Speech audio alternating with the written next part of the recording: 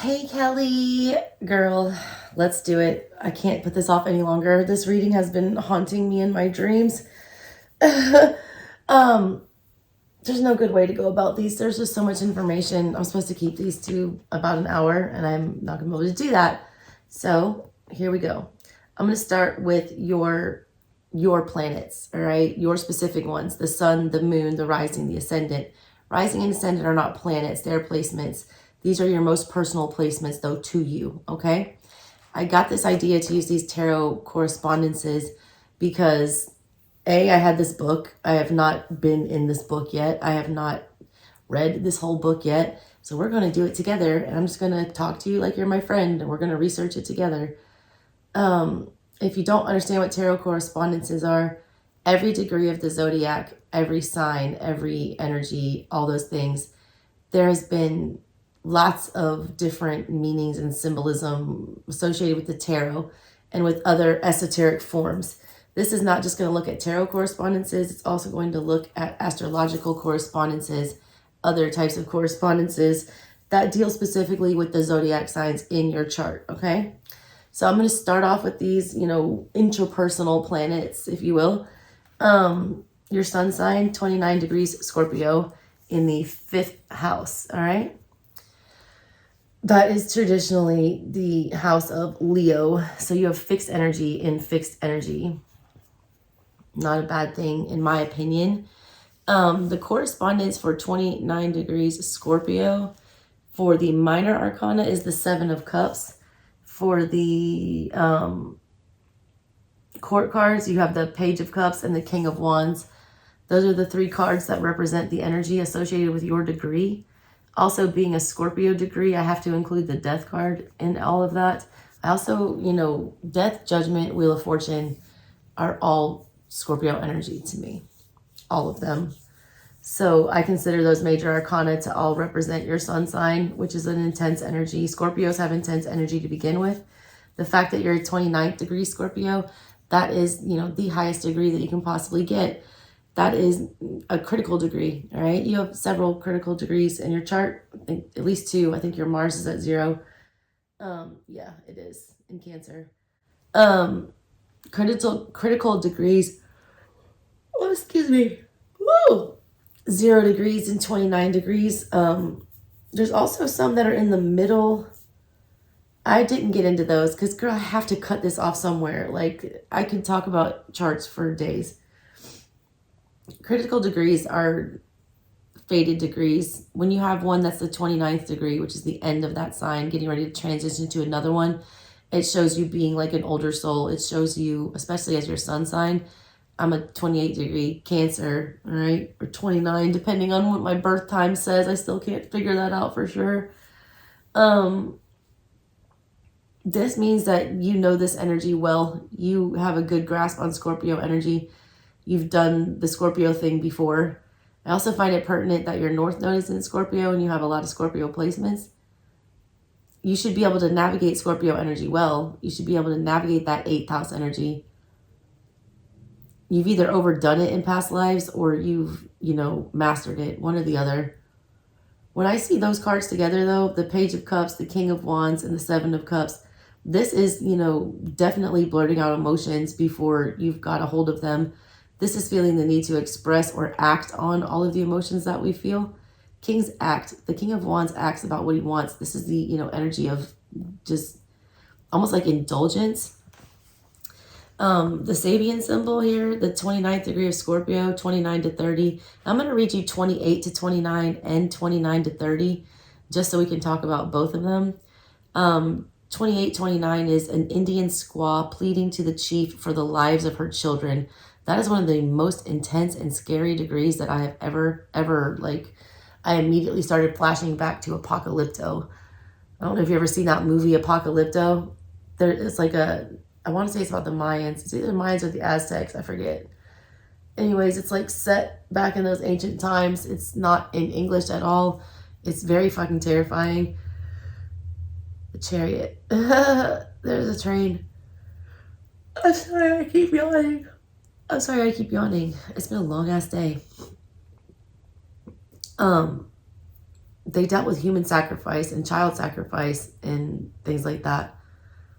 When I see this energy, I feel this energy, I feel like these are like indigenous, not, I don't want to say like Native American, it's more like indigenous, like South America is what I feel. I feel that Aztec Mayan energy. I feel that she's begging, you know, that her child is not the one to be picked. It has to deal with wrestling with the greater good. Why would you kill children? All right. Like, there's no reason to kill a child. There isn't. There has to be an illogical reason to kill them. Every time children were sacrificed, it was to save the tribe or to save the village. This is like a dichotomy here that's created with your sun sign, needing to sacrifice things that you hold dear and that you love for the greater good. That's not something that's going to, you know, be easy for you, but it's something that may start playing out. You might feel like there's a lot of things that are very important to you being taken away very unfairly. But then at the end of the day, you realize that there's some kind of higher purpose for whatever that is. It's also not, you know, going along with the masses, or it's being anti-Hierophant energy. It was tradition that said that you had to kill these children. It was tradition that said that they had to be sacrificed. It was their, you know, spiritual beliefs and things like that that created this horrible energy. That is a challenge for you, needing to speak up against the ideals that were ingrained in you. That's something that you're going to have to, you know, work with throughout your life, I feel like. Your emotions, like, you act purely on emotion, it feels like, with all this energy here, your sun sign. Very internal with everything like that. Everything feels like, if it's confusing, you want to talk it out. You want to figure it out. You don't want to sit on it. You don't want to stew on it. Where's that other thing that I wanted to read to you? Oh yeah, so more tarot correspondences with this. So we have the 7 of Cups for that. So that is the major arcana that relate to that. You have the Empress and Death. Whether to let it go or whether to, you know, grow it, whether to nurture it or whether to kill it. That's the same thing with the child symbol, all right? Do you protect your children? Do you be the Empress? Do you, you know, usher them to safety? Or do you, you know, get in death energy and just let it happen and know that they'll be rebirthed into something better?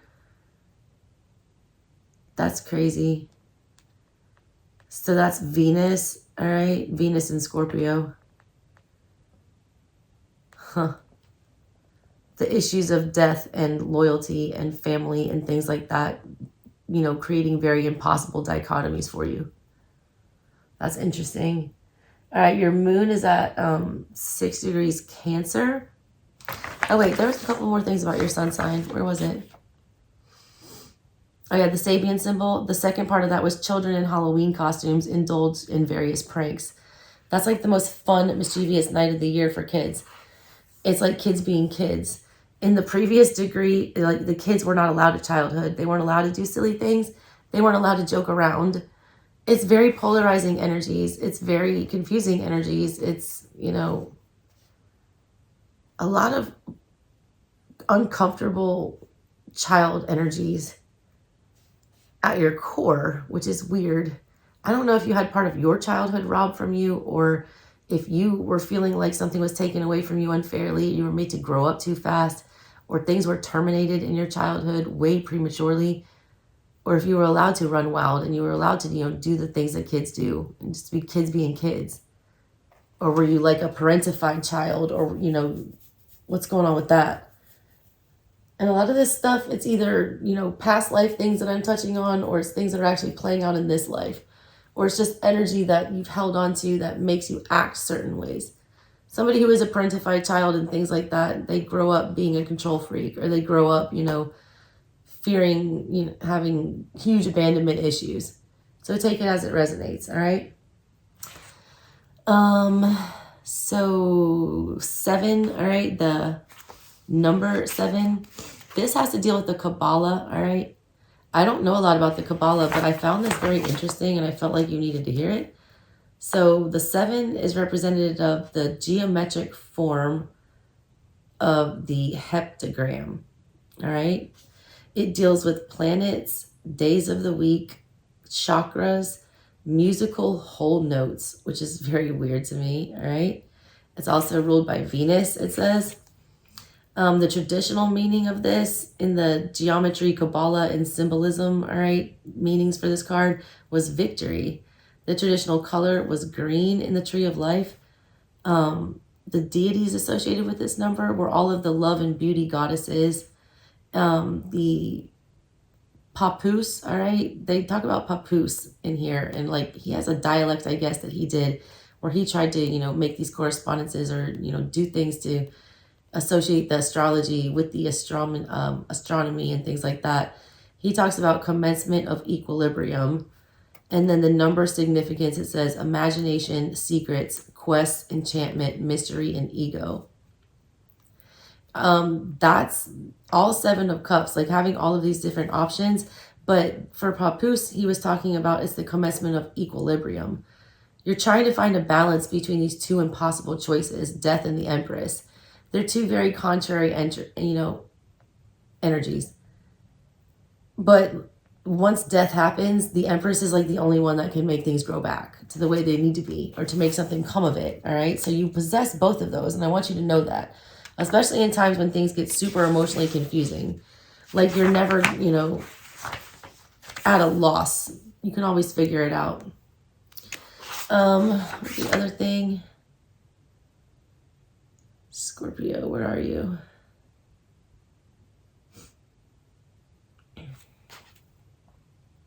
There you are. Oh yeah, the King of Wands, what we were talking about. In the Golden Dawn Hermetic titles, they call that the Lord of Flame and the Lightning King of the Spirits of Fire. He's also the King of the Salamanders. All right. In the Thoth Tarot, he's the Knight of Wands. 2 triangles make up the elemental glyph for this. It's fire on fire. It's mutable zodiac energy, and it deals with Sagittarian energy, all right? It's a Sagittarian ruled placement. Scorpio energy, though, is like, I feel like that's the phoenix, because you are a highly evolved form of Scorpio, and Scorpio, starts as the lowly Scorpio in those 0 degrees, and then it evolves into the Scorpion, all right? Oh, and then falls into the eagle, sorry. And then it becomes the phoenix. You're at that phoenix energy, that Sagittarian energy, the higher spiritual energy, the fire on fire, the fire Scorpio. There's water Scorpio and there's fire Scorpio. People don't realize that.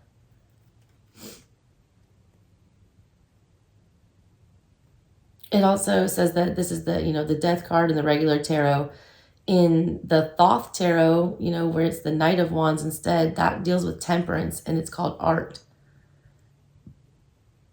The art of bringing balance to chaos, the art, because after, the death card comes temperance. It's your ability to deal with death and to deal with endings, things that are uncomfortable, things that are 8th house, things that make other people feel icky.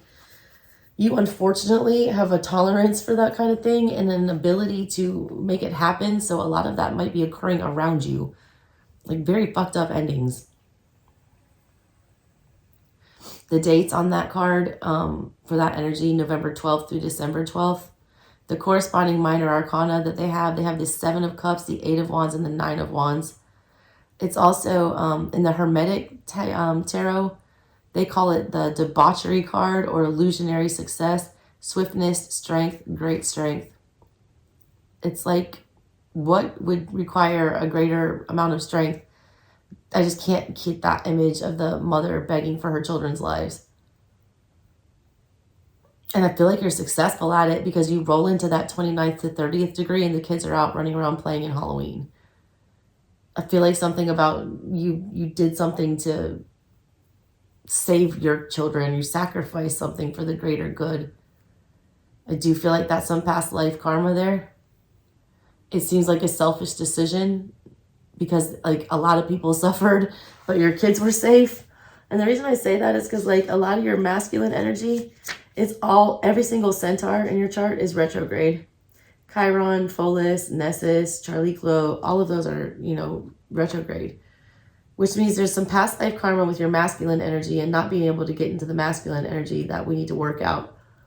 This is you choosing to exercise the Empress energy, the feminine, instead of the masculine Scorpio death energy. You chose your, the ultra feminine side in a past life. You need to be careful to, make sure you're balancing out those energies. All right, let's do your moon sign. 6 degrees of Cancer. Where is that one?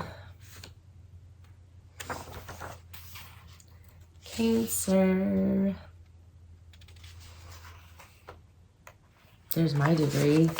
20 to 29 of Cancer. Page of Wands, all right, which is the Chariot, strength, and lust in the, Thoth Tarot. Also the Hermit card. Oh, no, sorry. Cancer is just the Chariot.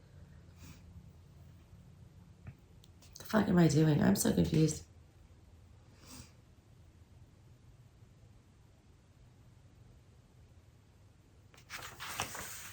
Where's the one I'm looking for? I have the actual card first.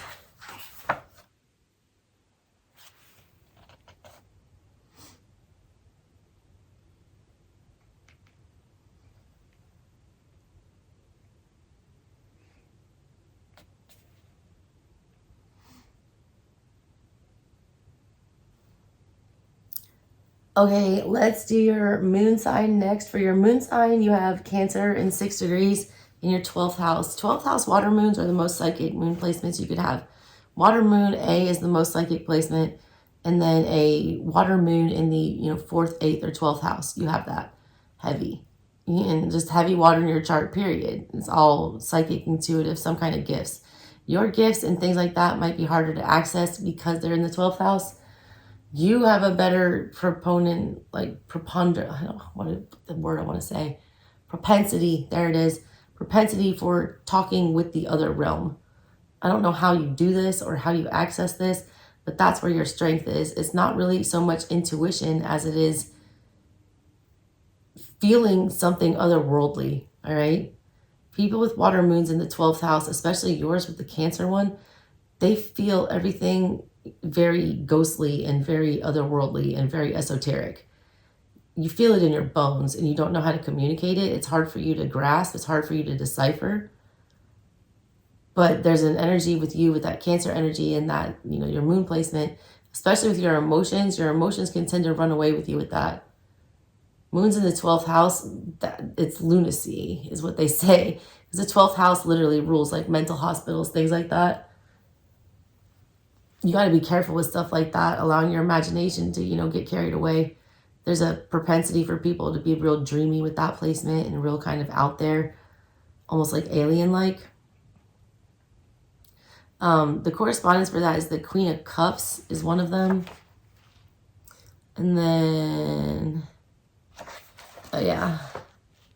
the Page of Wands also. And then where are you? I want the big one. Where are you?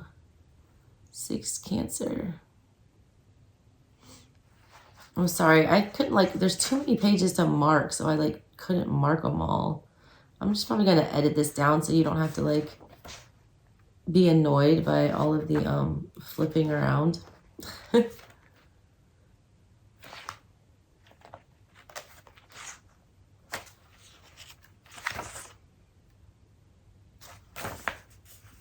All right, so yeah, you were 6 Cancer. 5 to 6 Cancer is game birds feathering their nest. 6 to 7 Cancer, we have 2 nature spirits dancing under the moonlight.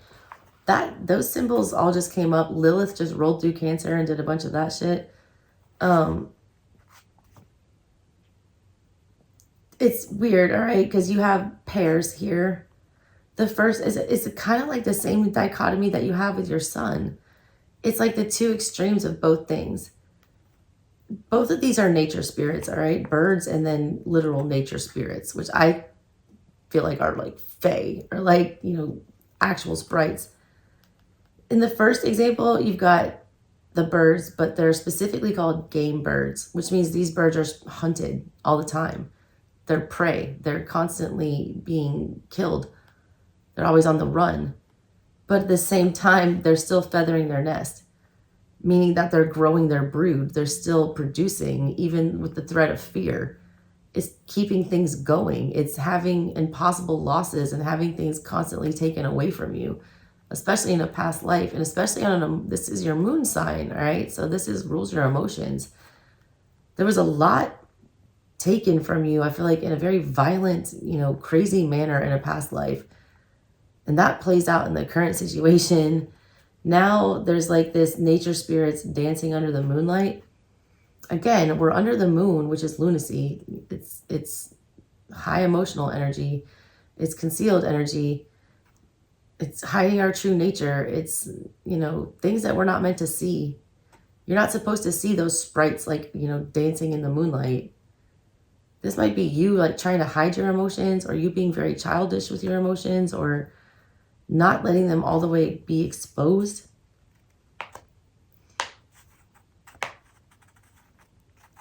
The two are just like dancing around, and they're under this moon. It feels almost dangerous, but they're very free.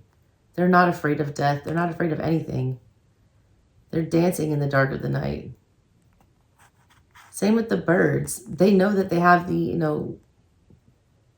more than likely they will be shot at some point, or they will be sacrificed. They will be killed. They're going to be hunted down. They're game birds.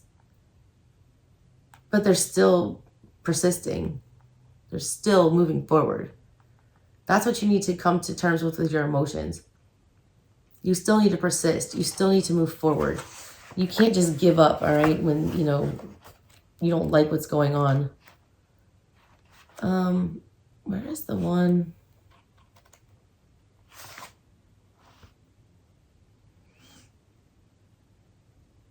Oh, yeah, and that's associated with the Two of Cups. So the two deals with the yin and the yang, heaven and earth. It's Neptune in modern astrology. The key word there is wisdom. The color is gray.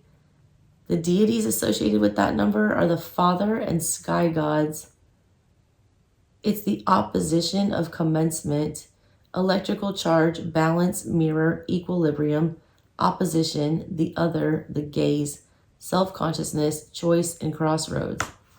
So many twos, and they all are like very polarizing. You have all this very polarizing energy in your chart. It reads almost like Gemini-like. But I don't think you have any Gemini in your chart whatsoever. I also felt it was weird that like a lot of your houses that had to deal with connections with other people, like your 7th house and like, I want to say your 6th maybe. I feel like I wrote down the ones that were empty. A lot that are empty.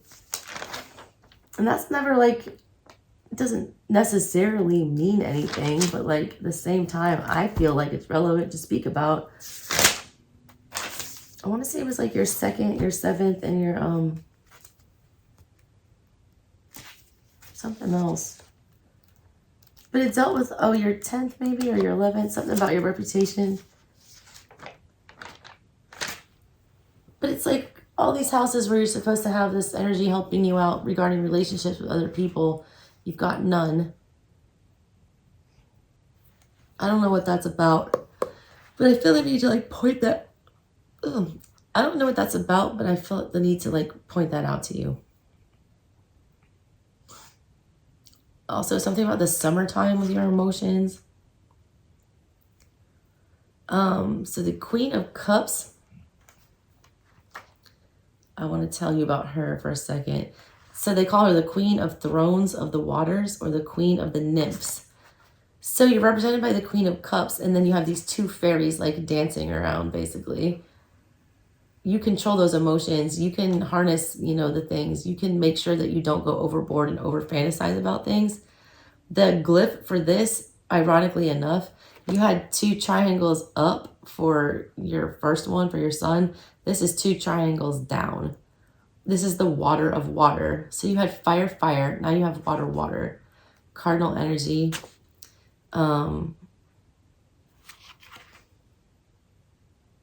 So this card is represented not only by 0 to 19 degrees of Cancer, but also 20 to 29 degrees of Gemini. So basically it's the Lover's card and the Chariot card.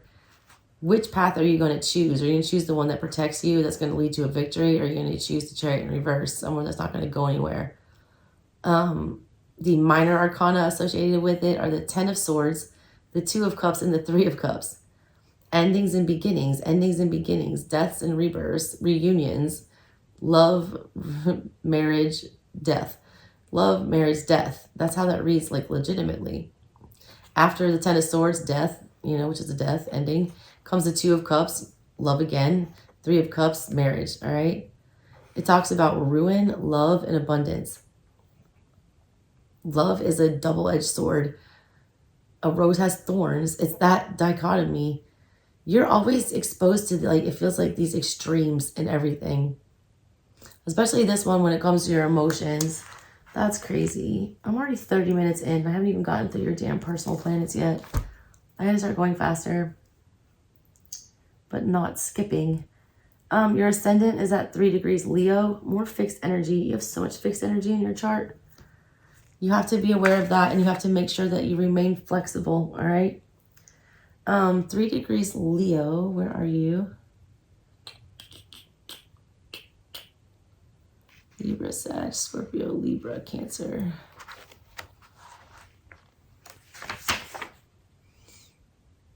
There it is. Knight of Wands. We already had this one? No. Yeah, we did. No, we had the King. King of Wands. Now you got the Knight of Wands. He was the Knight of Wands in the Thoth, though. And he's the Prince of Wands in the Thoth here. So you got the Prince of the Chariot of Fire, the Prince and Emperor of Salamanders, double triangles up again, and now you have Heir of Fire. This is fixed energy, more fixed energy, represented by the Chariot, and strength as well. 4 of Cups, 5 of Wands, 6 of Wands, luxury, pleasure, strife, and victory. You're always going to have to fight the battle, but you're always going to be rewarded with it. You're always going to, you know, receive like a just reward. You're always going to be compensated for the struggles that you had to do. For your Sabian symbols. Oh, no, I did the Cancer ones. Sprites. The Sabian for your rising sign. Where are you? I'm sorry I did this, but like if I would have written all this down, it would have been days. I just had to jump into it and start doing it and see what was sparking my interest. 3 Leo. So 2 to 3 degrees Leo is a middle-aged woman, her long hair flowing over her shoulders, and in a braless, youthful garment. Interesting. That sounds like my everyday life. Until I chopped all my hair off. And then 3 to 4 is a formally dressed, elderly man standing near trophies that he brought back from a hunting expedition. Again, super polarizing images. You've got like a middle-aged woman, someone in her prime, all right? Because middle age is when you hit your prime as a woman, I feel like.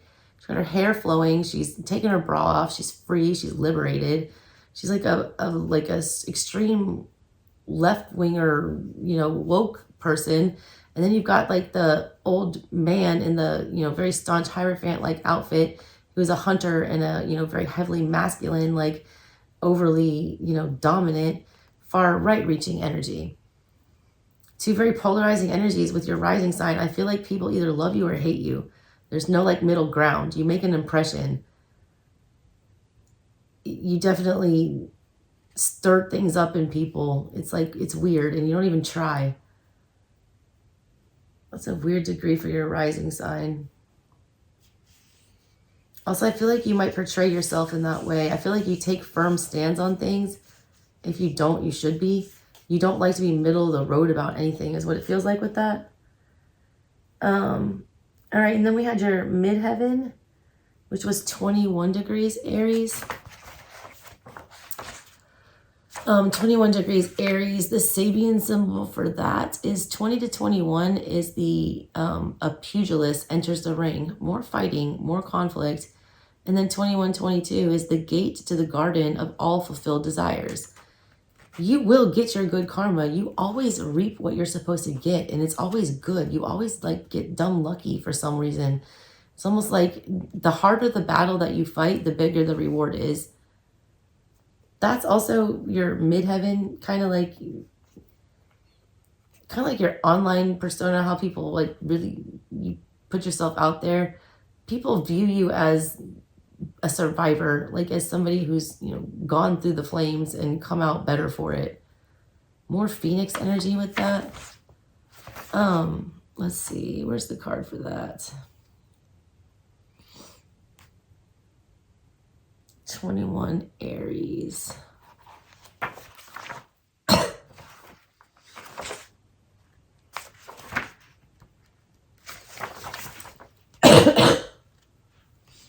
Scorp, Sag, Pisces, Cancer, Leo.